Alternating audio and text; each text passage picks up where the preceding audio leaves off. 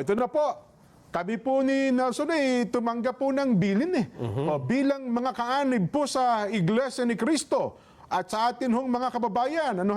Dahil po dyan, mga kababayan at mga kapatid sa Iglesia, ang mga kapatid po sa Iglesia ay naghahanda, Nelson.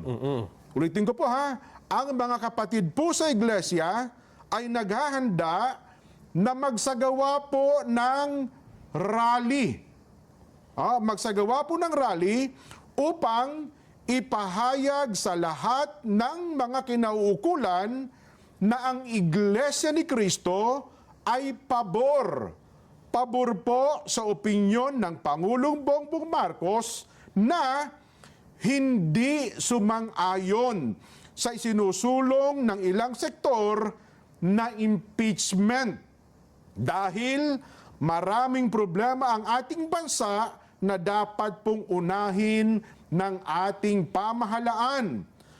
Ang Iglesia ni Cristo po ay para sa kapayapaan.